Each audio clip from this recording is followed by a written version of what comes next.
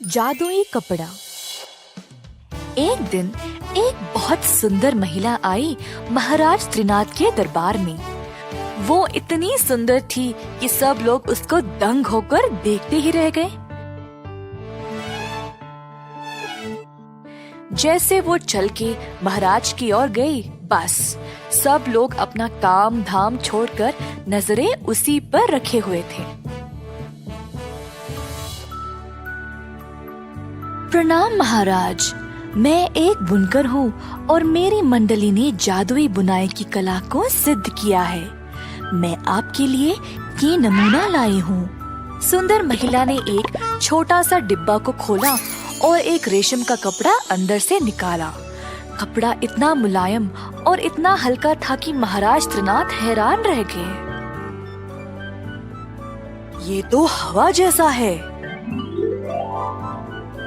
जी महाराज, यह एक विशेष तकनीक है जिसका उपयोग हम ऐसे अनोखे कपड़े को बुनने के लिए करते हैं।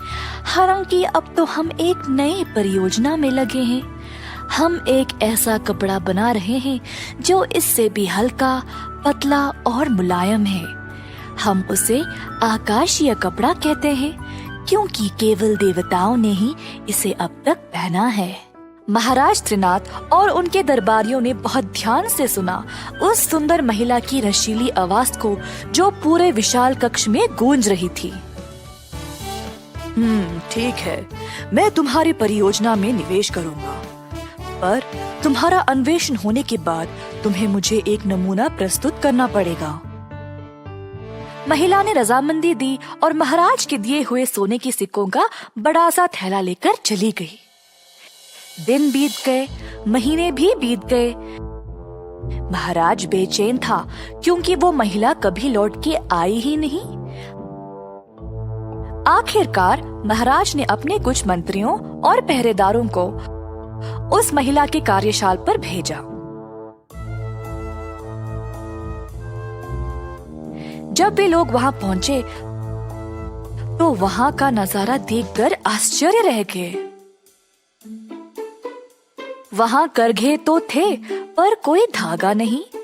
साग बुनकर उन पे काम कर रहे थे और वे अपने काम में इतने डूबे हुए थे कि किसी ने भी इतने आदमियों की सेना को ध्यान ही नहीं दिया।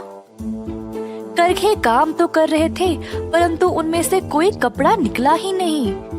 सब मंत्री दरबार वापस गए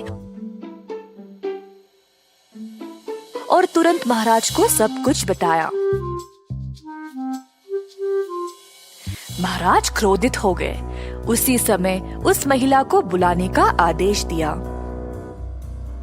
महिला अपनी एक दासी के साथ आई जो एक खाली थाल पकड़ी हुई थी। महाराज के सामने झुककर महिला ने कहा, महाराज, जो नमूना आपने मांगा था मैं वो ले आई। दासी ने महाराज को खाली थाल प्रस्तुत किया। महाराज बोलने ही वाले थे कि थाल खाली है जब महिला फिर से बोल पड़ी, महाराज, यही है वो आकाशी कपड़े का नमूना। साधारण मनुष्य को ये दिखाई नहीं देता, परंतु जो मेधावी और बुद्धिमान है केवल वही देख सकते हैं इसकी लावण्य। जो भी लोग वहां उपस्थित थे ये सुनकर हैरान रह गए।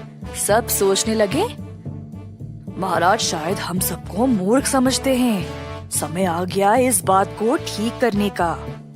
कुछ आदमी महाराज के पास गए और बोले, महाराज, क्या कमाल का कपड़ा है ये। इसकी कढ़ाई की बारीकी तो देखो, लाजवाब चीज है ये। केवल आपके लिए ही उपयुक्त है। ये सुनकर महाराज अचरज में पड़ गए। उन पे मुसीबत आ पड़ी।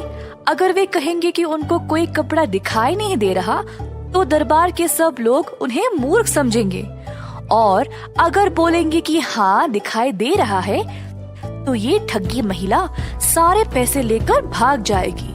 महाराज ने अपने भरोसेमंद सेवक रामदास को अपने पास बुलाया और धीरे से उनके कान में सब कुछ बताया। रामदास ने केवल मुस्कुराया, महिला की ओर देखकर बोला, साहिबा, हम आपकी प्रतिभा की सराहना करते हैं। इस आकाशीय कपड़े को स्वीकार कर हम धन्य हो गए, परंतु उचित सम्मान के साथ महाराज का ये निवेदन है कि आप इस दरबार में इस कपड़े को पहने ताकि हम सब देख सके कि ये किसी इंसान पे कितना सुंदर लगेगा।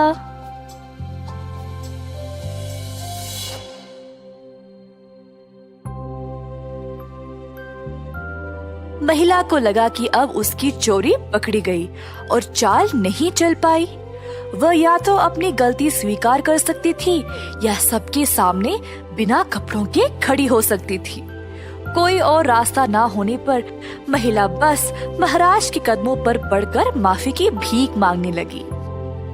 महाराज थे दयालु, तो उन्होंने उसको क्षमा कर दिया, परंतु महिला को वो सोने के सिक्कों का थैला वापस करना पड़ा।